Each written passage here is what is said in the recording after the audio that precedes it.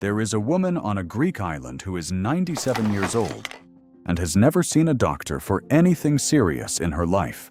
There is a monk in Tibet who can raise his skin temperature by 17 degrees using only his mind. And there is a people in the Andaman Sea who read the ocean so precisely that they survived the worst tsunami of the 21st century, while 228,000 people around them did not. These are not myths. These are documented, measured, peer-reviewed. What science found inside these bodies will permanently change how you understand the words human limit. This is Real Life Files, a documentary channel that documents the world unfiltered.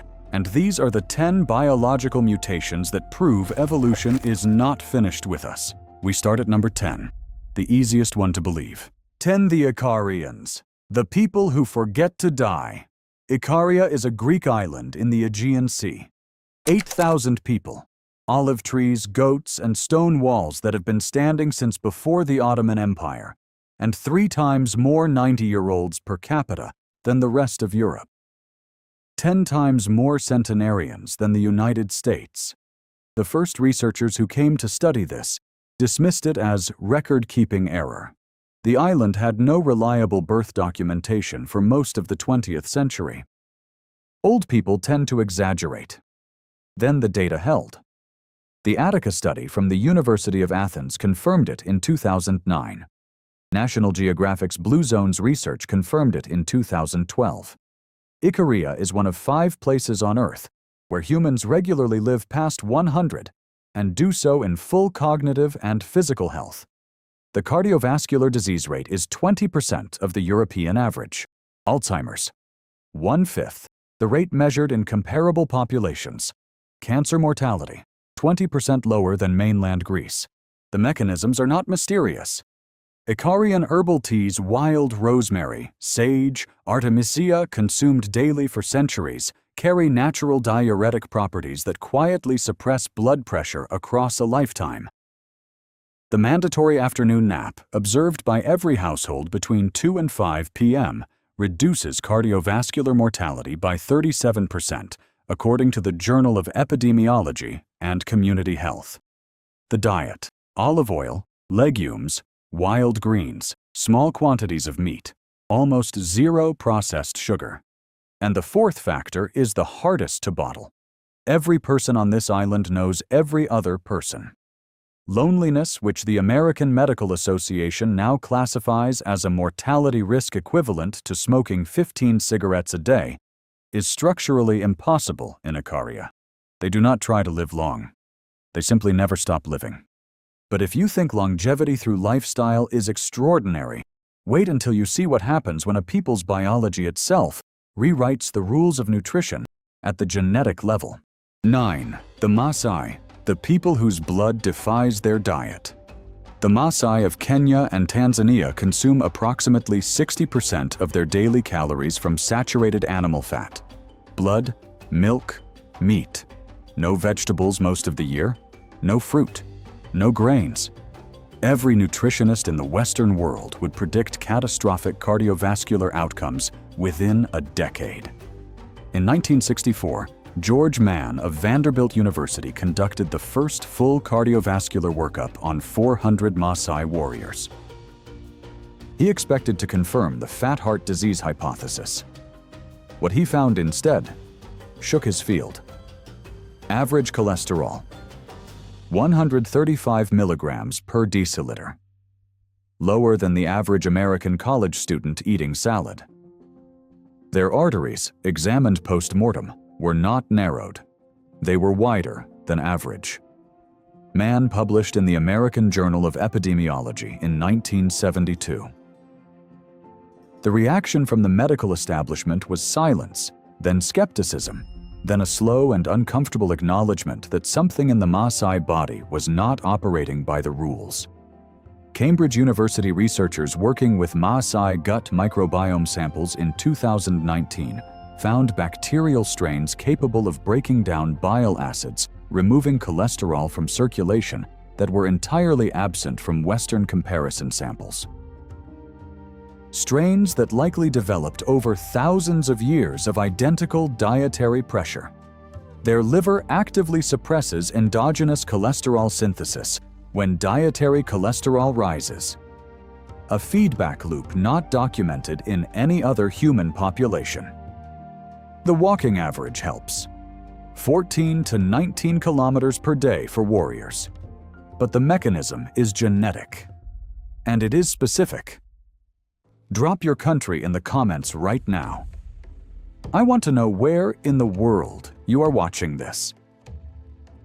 The Maasai body did not adapt to a high-fat diet. It evolved to run on one. There is a difference. And science is only beginning to understand what that difference means for how we treat heart disease globally.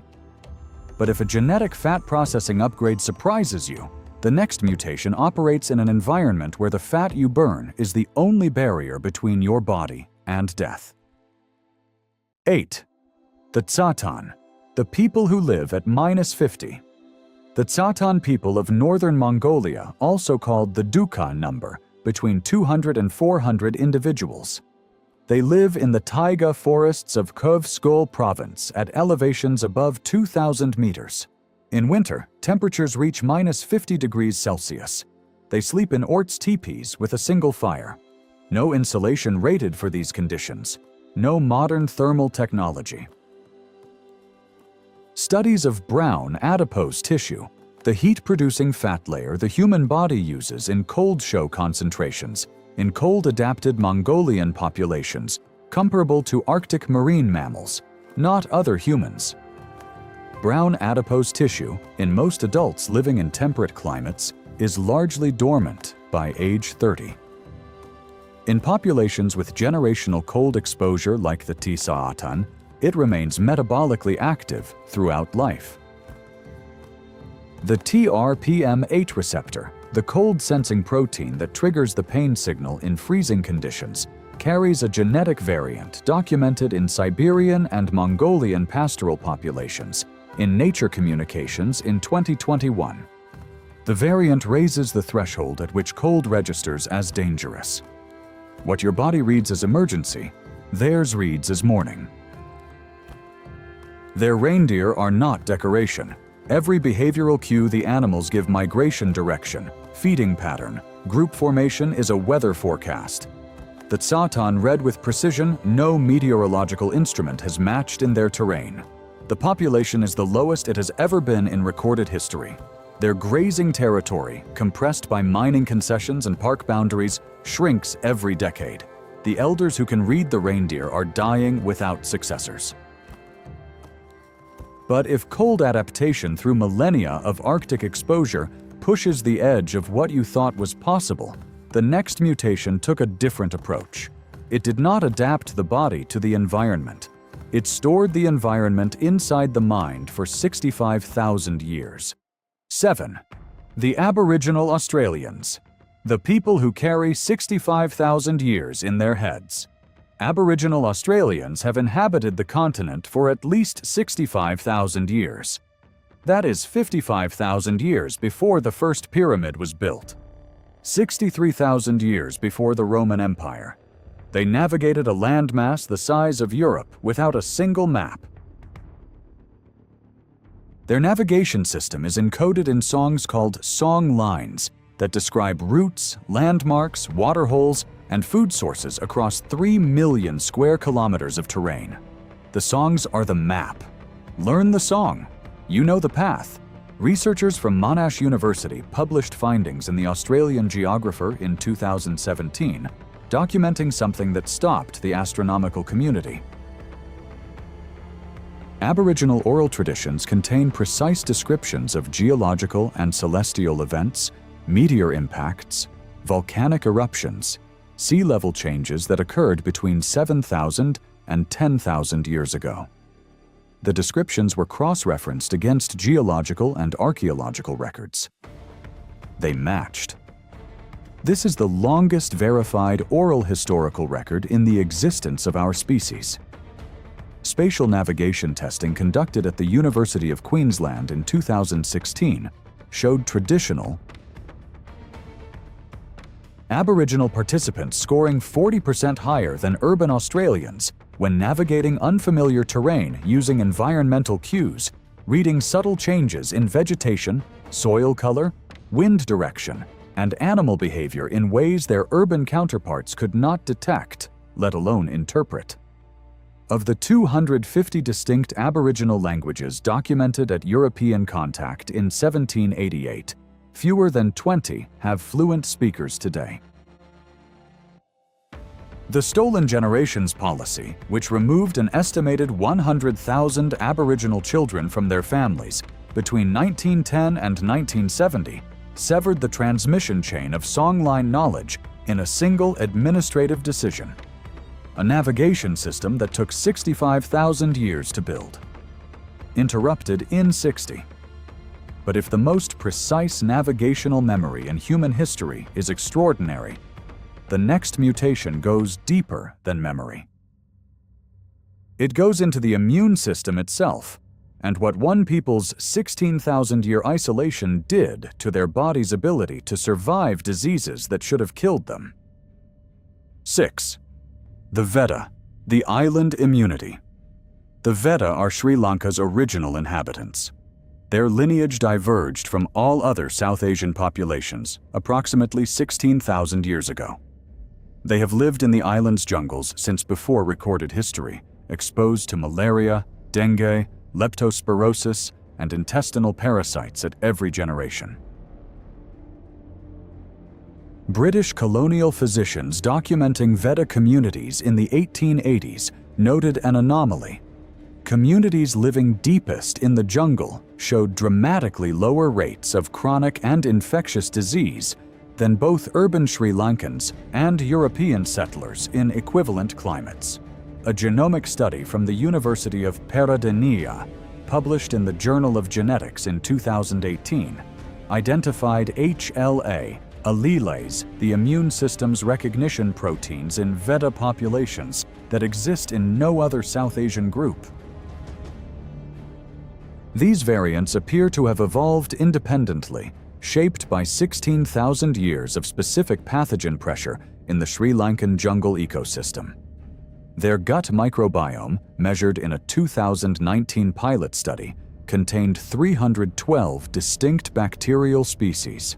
Urban Sri Lankan controls in the same study, 189. The Western average sits around 160. Each species lost represents a functional capacity the immune system no longer carries. Their primary caloric source is wild honey varieties, shown in laboratory conditions to carry antimicrobial properties effective against 14 tropical pathogens common to their region. This was not medicine. It was their food. After seeing what isolation does to the immune system, do you think modern medicine has made us stronger, or has it made us dependent? Drop your answer below. The Vedda homeland was declared the Maduru Oya National Park in 2010. They became illegal settlers on land their families had held for 160 centuries. But if 16,000 years of immune system refinement is extraordinary, the next mutation did not take thousands of years to express. It happens in real time, inside a single meditation session, and Harvard Medical School filmed it. 5. The Tibetan monks, the people who set themselves on fire from within. In 1982, Dr. Herbert Benson of Harvard Medical School traveled to Dharamsala, India, with permission from the Dalai Lama. He was there to measure something that, by the known laws of human physiology, should not be possible. Tibetan monks practicing an advanced meditation technique called tummo, which translates as inner fire, were documented raising their peripheral body temperature by 8 to 17 degrees Celsius. Not their core temperature, their skin, while meditating overnight in sub-zero conditions, wearing only thin cotton robes. Benson placed wet sheets over meditating monks in near-freezing temperatures. The sheets steamed dry from body heat. Generated voluntarily, he published his findings in Nature. The scientific establishment read them twice before responding. Maria Kozhevnikov at the National University of Singapore conducted brain imaging studies on Tumo practitioners in 2013, published in PLOS 1. The scans showed activation of the insula cortex, the brain region governing thermoregulation, with a degree of voluntary control that had not been previously observed in any documented human activity. The mechanism, a specific breathing pattern called lung gom, combined with visualization techniques, triggers brown adipose tissue activation. The same thermal tissue activated by cold exposure in everyone but in Tumo practitioners, triggered entirely by mental instruction, without any cold stimulus. Your body contains this tissue. You cannot access it this way. The monks can. And the lineage for learning to do so requires 3 to 12 years of supervised monastic training. Following the systematic dismantling of Tibetan monasteries during the Cultural Revolution, in which fewer than 8 of 6,000 functioning monasteries survived intact, the transmission chain for advanced Tumo practice exists now in the Tibetan diaspora, in Dharamsala, and scattered communities abroad. Each elder who dies without students trained to the advanced level closes a door permanently. But if voluntary control of body temperature is the most extraordinary mutation you have encountered today, the next mutation did not change what the body can do. It changed the fundamental instructions the body runs on, using code borrowed from a species that has been dead for 50,000 years. 4. The Sherpas, the people with extinct DNA. At 8,000 meters above sea level, the air contains 33% of the oxygen available at sea level. At that altitude, a trained Western mountaineer's blood oxygen saturation collapses to 75%. Organ failure begins. Cognitive function shuts down. The body treats this as a terminal emergency. A Sherpa's blood oxygen saturation at 8,000 meters, 94%. The same reading your body produces right now, wherever you are sitting. In 2017, researchers from the University of Cambridge measured ATP, the cellular energy currency production efficiency in Sherpas and lowland populations at identical altitudes. Sherpas produced ATP 30% more efficiently per oxygen molecule consumed. This is not a training adaptation. An Olympic endurance athlete improves oxygen efficiency by 3 to 5% over years of specialized preparation. The Sherpas were born 30% ahead of the best-trained body on Earth. In 2014, Nature Genetics published the genetic source. A variant of the EPAS1 gene, which controls the body's entire oxygen management system, was found to be near universal in Sherpa and Tibetan populations. Researchers traced the origin of this specific variant. It did not emerge through mutation within the Sherpa population. It was inherited. From the Denisovans, an entirely separate species of human, extinct for 50,000 years, whose remains were first identified from a finger bone in a Siberian cave in 2010. 40,000 years ago, an interbreeding event between early modern humans and Denisovans introduced EPAS1 into the human genome. Natural selection over 40 millennia concentrated it in populations living at extreme altitude. Nature Genetics classified EPAS1 as the fastest evolving gene in the entire documented human genome. The Sherpas carry a biological inheritance from a species that no longer exists, and the economy of Everest tourism has built a $500 million annual industry on that inheritance, paying the people who carry it approximately $5,000 per climbing season, while their clients pay $65,000 for the permit. 310 Sherpas have died on Everest since records began. But if inheriting DNA from an extinct species redefines what you thought was possible, the next mutation took a completely different path. It did not upgrade the body, it rebuilt the metabolism from the ground up using a gene that, in any other population, would be fatal. 3. The Inuit, the people whose survival gene should have killed them. The traditional Inuit diet is approximately 75% fat, 25% protein, and 0% carbohydrates. No vegetables, no fruit, no grains. Nothing that grows from the ground in a cultivated sense. Any metabolic model applied by Western nutritional science would predict severe cardiovascular disease, insulin resistance, organ failure within a decade. Dr. Vilhjalmur Stephenson of McGill University lived with Inuit communities between 1906 and 1918. On return, he replicated the diet under clinical supervision at Bellevue Hospital in New York City in 1928, eating only meat and fat for 1 full year under constant medical monitoring. His blood panels at the end of the year were, by every measure, perfectly healthy. In 2015, the University of British Columbia published findings in the American Journal of Human Genetics. A gene variant designated CPT1A, present in 68% of Inuit people, had restructured the body's fat metabolism at the cellular level.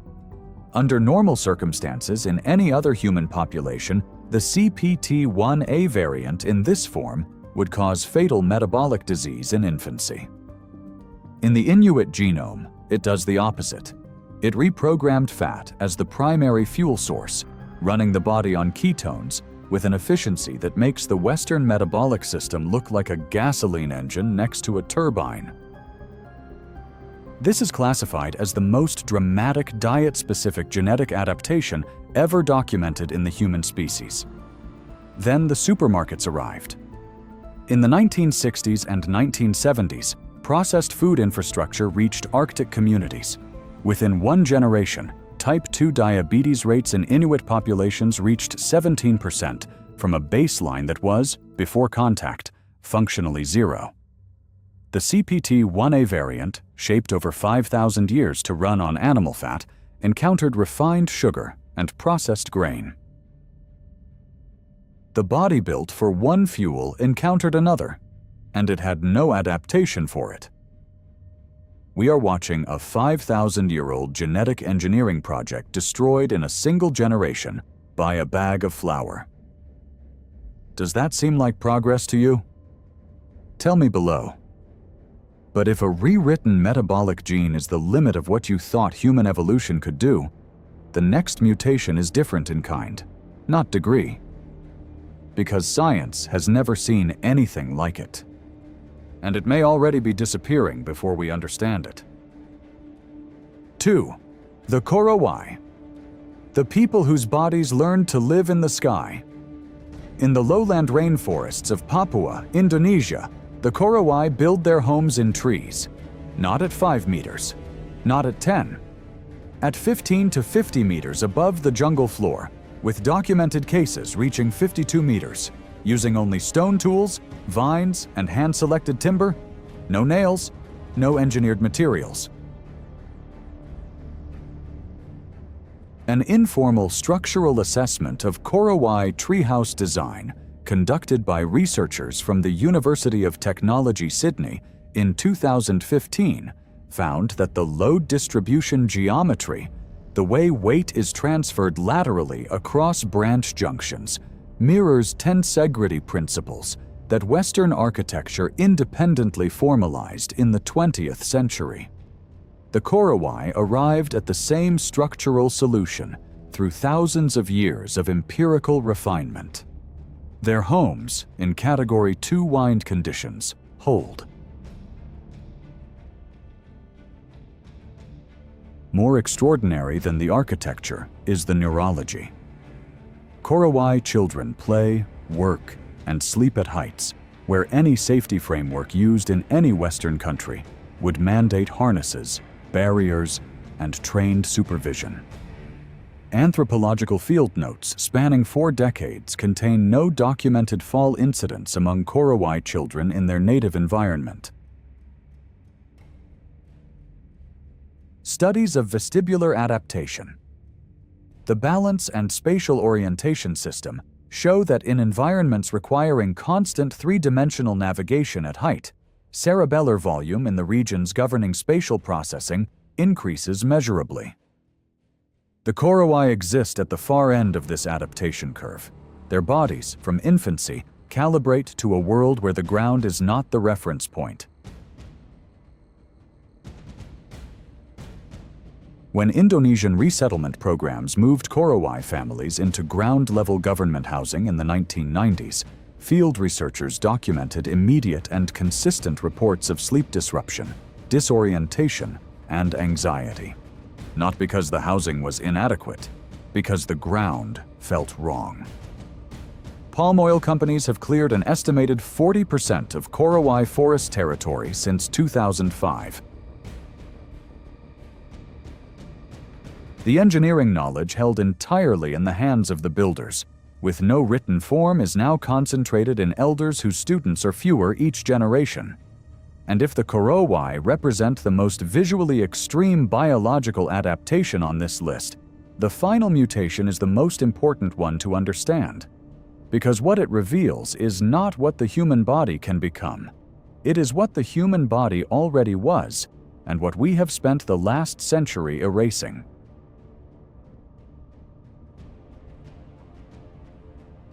One, the Jarawa, the last experiment. The Jarawa have lived on South Andaman Island for at least 55,000 years. They have had no contact with any outside human population for the entirety of that time. No interbreeding, no shared disease exposure, no borrowed technology, no external cultural influence of any kind. When modern humans were painting the caves of Lascaux in France 17,000 years ago, the Jarawa had already been on their island for 38,000 years.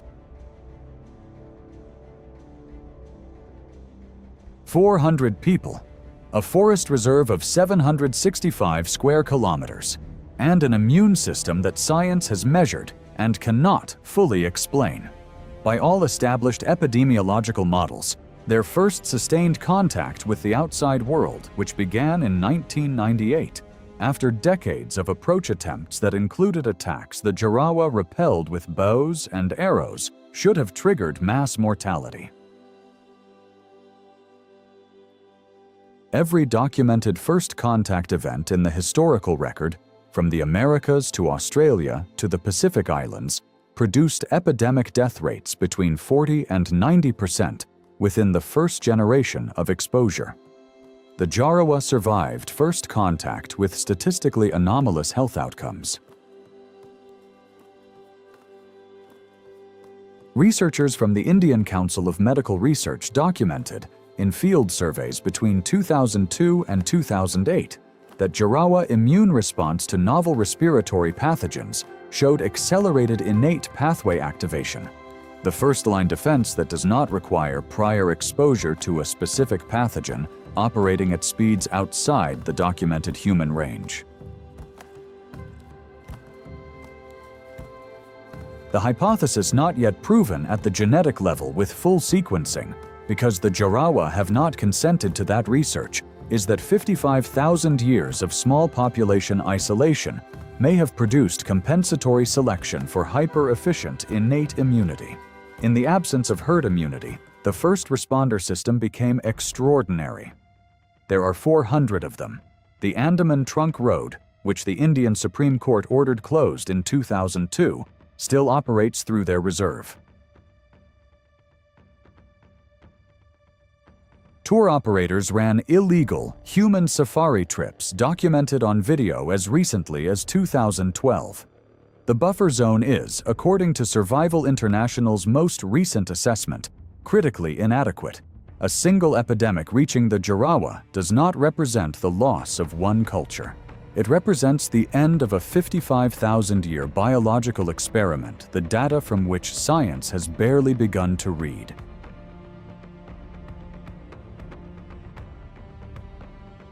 And here is the question worth sitting with. We have spent the last 200 years building systems to extend human life. Hospitals, vaccines, antibiotics, nutritional science.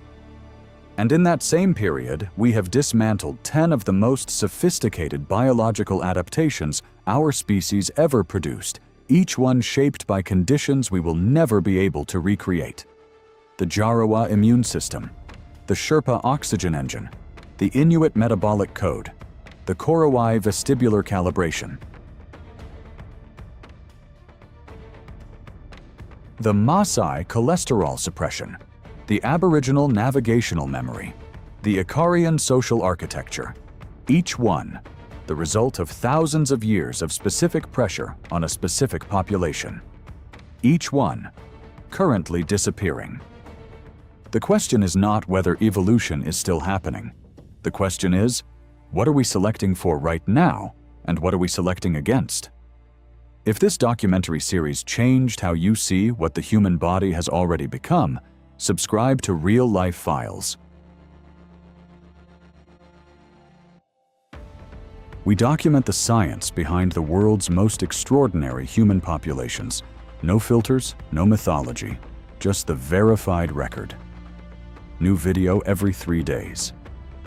Next time, what happens when an entire country becomes a biological experiment? One nation, 100 million people, the fastest economic transformation in history, and a body count in its gut microbiome that no one is talking about.